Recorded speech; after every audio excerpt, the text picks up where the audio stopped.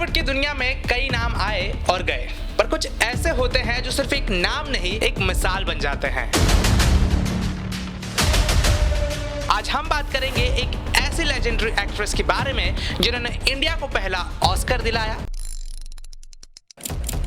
उस समय on screen पर स्विम सूट पहनकर सिनेमा में रेवोल्यूशन भी लाया, और जिन पर राज कपूर का घर तोड़ने का दुनिया ने इल्जाम भी लगाया, जिनका असली नाम था फातिमा राशिद, पर दुनिया ने उन्हें नरगिस के नाम से बुलाया।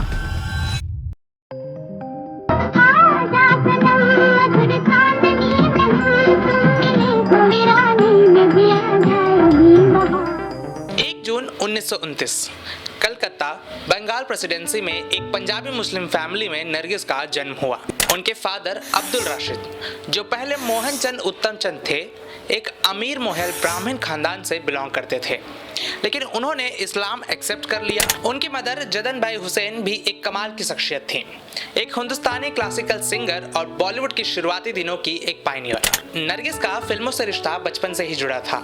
उनकी माँ जदन्ना भाई उन्हें बचपन से ही सिनेमा की दुनिया से इंट्रोड्यूस कराया। फिल्म इंडस्ट्री का चार्म और माँ का प्यार दोनों उनकी तकदीर लिख रहे थे। इलाहाबाद से कलकत्ता का सफर और फिर एक सपनों की नगरी मुंबई का सफर, एक जर्नी जो सिर्फ नरगिस की नहीं थी बल्कि इंडियन सिनेमा के नए दौर की भी थी। उनके maternal half brother Anwar Hussain भी एक फिल्म एक्टर थे, लेकिन नरगिस की छोटी सी दुनिया माँ के सपने और उनके अपने जज्बातों से बनी थी। उनका नाम नरगिस भी उनकी माँ ने ही रखा था, जो एक गुल का नाम है, और वाकई उन्होंने बॉलीवुड में एक महकते फूल की तरह अपनी जगह बना ली। लेकिन दोस्तों, ये तो सिर्फ शुरुआत थी। असली कहानी शुरू होने वाली थी सिल्वर स्क्रीन के ऊपर। नरगिस का नाम बॉलीवुड में अमर होने वाला था। सोचकर देखिए, एक छोटी सी 6 साल की लड़की जिसे दुनिया जानती थी बेबी नरगिस के नाम से, 1935 में फिल्म तलाशे हक से अपना सफर शुरू करती हैं। और ये सिर्फ एक शुरुआत थी। 1943 में सिर्फ 14 साल की उम्र में तकदीर फिल्म की हीरोइन बनी, और वहां से तो जैसे तकदीर ही बदल गई हो। जी, मैं समझी नहीं। मैं यही समझाने आया हूँ कि तुम कौन हो, किस खानदान से ताल्लुक रखती हो, तुम्हारा पेशा क्या है, कभी इस पर भी गौर किया है? मुझे क्या जरूरत है इन चीजों पर गौर करने की? मेहनत करती हूँ और शरीफों की तरह जिंदगी बसर करती हूँ। एक एक्ट्रेस की जिंदगी और शरीफों की तरह? क्यों? क्या एक्ट्रेसें शरीफ घराने से ताल्लुक नहीं रखती? शरीफ घराने से ताल्लुक एक्ट्रेसेस रख सकती हैं, लेकिन उनकी जिंदगी शराफत की जिंदगी हो, ये मैं मानने को तैयार नहीं। क्रिटिक्स ने कहा एक बेहतरीन डेब्यू। उसके बाद अनबन, हुमायूं और रामायण जैसे फिल्मों से अपना टैलेंट दिखाया। 1948 आया और राज कपूर के साथ उनका पहला साथी आग लाया। फिल्म बड़ी नहीं चली, लेकिन ये एक नए सफर का आगाज था। फिर आई मेला, एक ऐसी ट्रेजेडी फिल्म जिसमें ऑडियंस ने नरगिस की एक्टिंग को सराखों पर रखा, लेकिन जब माँ का किरदार निभाया, कुछ लोगों ने कहा अनकन्विंसिंग, मगर बॉक्स ऑफिस पर जबरदस्त 50 लाख का कलेक्शन किया, जो आज के हिसाब से लगभग 340 करोड़ के आसपास होता है। लेकिन दोस्तों, हर सितारे का एक वक्त होता है। अनोखा प्यार उस साल की आखिरी फिल्म थी जो चली नहीं, लेकिन नरगिस का सफर अभी बाकी था। बेचक दाना दाने ऊपर दाना। अब हम बात करते हैं एक स्टारडम का सफर जो 1949 से लेकर के 1954 तक चला नरगिस की लाइफ में। दोस्तों, अंदाज एक फिल्म नहीं थी, एक नई शुरुआत थी। 1949 में जब महबूब खान की ये फिल्म आई तो पहले तो धीरे चली, मगर जैसे ही लोगों तक इसका जादू पहुंचा, ये बन गई सबसे बड़ी ब्लॉकबस्टर। इस फिल्म ने नरगिस, राज कपूर और दिलीप कुमार, इन तीनों को सुपर स्टारडम तक पहुंचा दिया। बताइए, एक बच्चा भी हो गया मगर अंदाज अभी तक वही है। बेचारा शौहर कब तक ये अदाएं सहता रहेगा? कोई आशिक हो तो एक बात भी है राजन।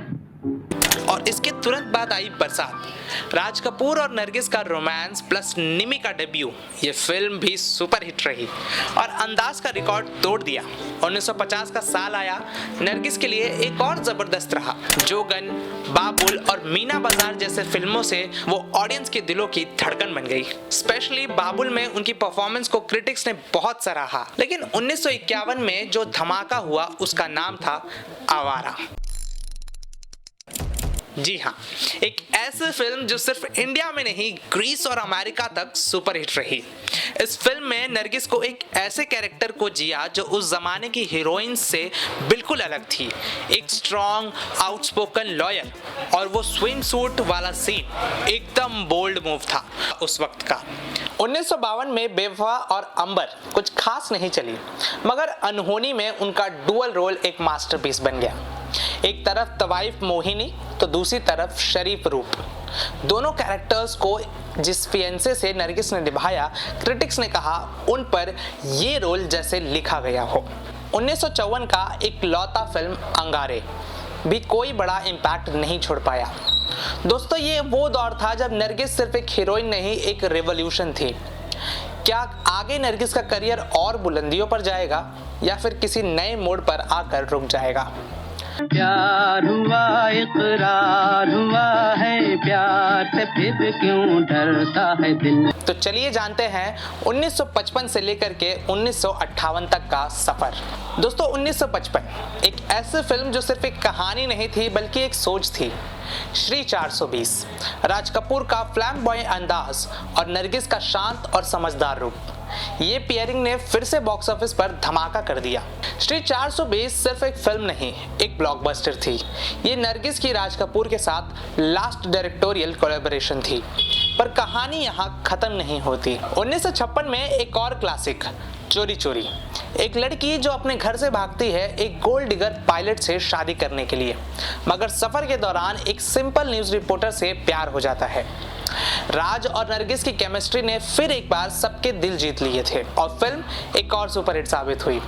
इस साल नरगिस ने जागते रहो में एक छोटी सी स्पेशल अपीयरेंस भी थी और ये राज कपूर के साथ उनका आखिरी ऑन स्क्रीन साथ था। दोस्तों, बॉलीवुड की एक खूबसूरत कहानी थी नरगिस और राज कपूर की जोड़ी भी।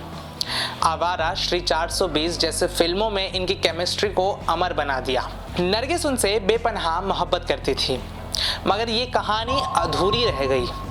राज कपूर शादीशुदा थे, एक परिवार भी था उनका, मगर जब राज कपूर ने अपनी पत्नी को छोड़ने से इनकार कर दिया तो उनका 9 साल का रिश्ता टूट गया।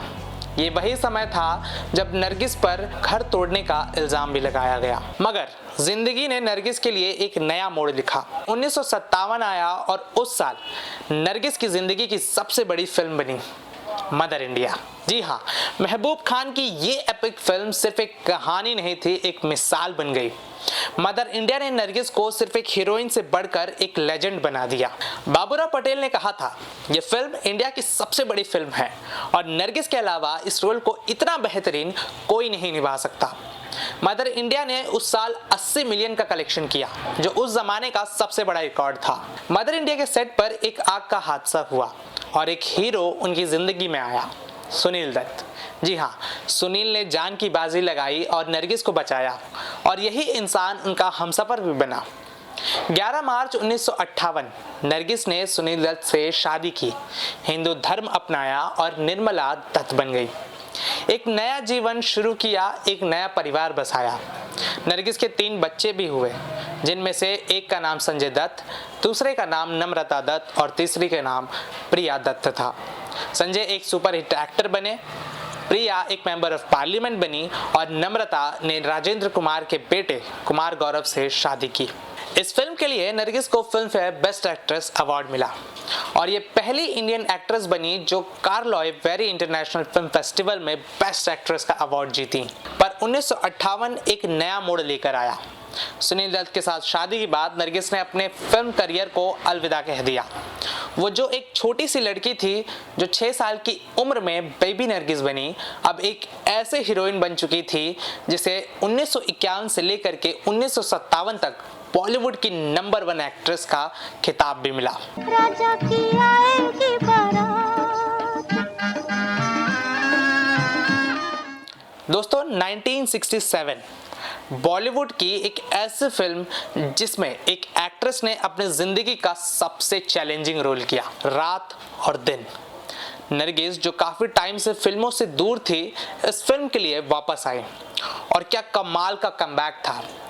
नरगिस की ये परफॉर्मेंस क्रिटिक्स और ऑडियंस दोनों ने सिर पर उठाई। इस फिल्म के लिए उनको national film fair best actress award भी मिला।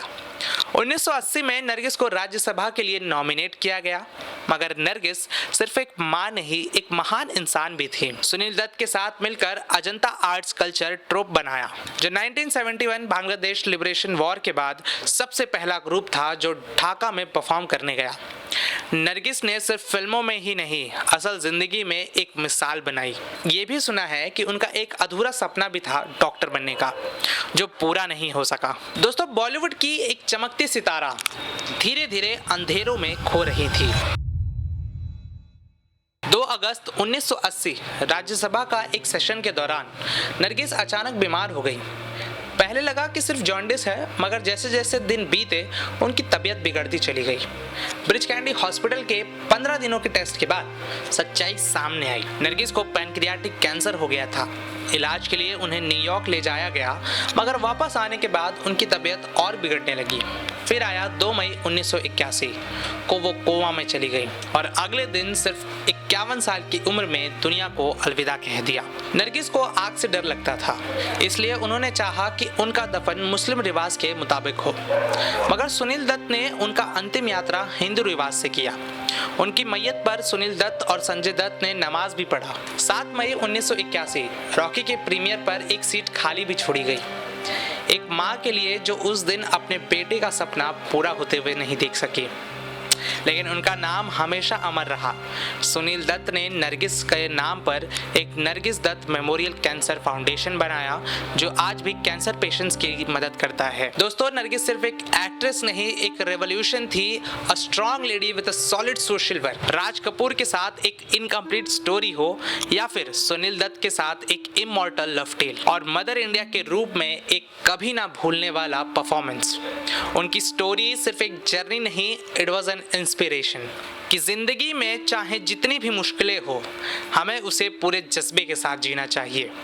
नरगिस की याद में एक चेहरा हमेशा जिंदा रहेगा, एक मुस्कुराहट, एक सफेद साड़ी और एक औरत जो मोहब्बत, समर्पण और इंसानियत की मिसाल थी। अगर आपको ये कहानी पसंद आई हो तो लाइक करिए, शेयर करिए और हमारे चैनल को सब्सक्राइब कर लीजिए, ताकि हम आपके लिए और भी ऐसे अनमोल किस्से लाएं। आपका सपोर्ट ही हमें बॉलीवुड की बेहतरीन कहानियां सुनाने का हौसला देता है। मिलते हैं एक नए एपिसोड के साथ, तब तक अपना ख्याल रखिए और सिनेमा का जादू बनाए रखिए।